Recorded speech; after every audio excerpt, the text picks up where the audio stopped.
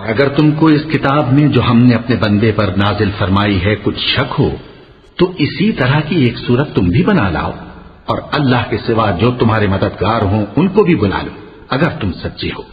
پھر اگر ایسا نہ کر سکو اور ہرگز نہیں کر سکو گے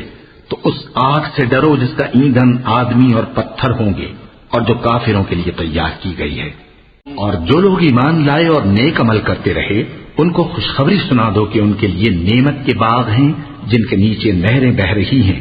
جب انہیں ان میں سے کسی قسم کا میوہ کھانے کو دیا جائے گا تو کہیں گے یہ تو وہی ہے جو ہم کو پہلے دیا گیا تھا، اور ان کو ایک دوسرے کے ہم شکل میوے دیے جائیں گے اور وہاں ان کے لیے پاک بیویاں ہوں گی اور وہ بہشتوں میں ہمیشہ رہیں گے۔ اللہ اس بات سے آر نہیں کرتا کہ مچھر یا اس سے بڑھ کر کسی چیز مثلا مکھی مکڑی وغیرہ کی مثال بیان فرمائے۔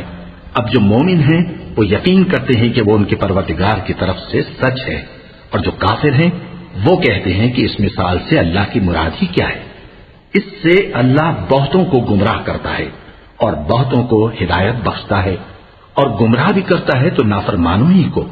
جو اللہ کے اقرار کو مضبوط کرنے کے بعد توڑ دیتے ہیں، اور جس چیز یعنی رشتہ قرابت کے جوڑے رکھنے کا اللہ نے حکم دیا ہے اس کو قطع کیے ڈالتے ہیں اور زمین میں خرابی کرتے ہیں۔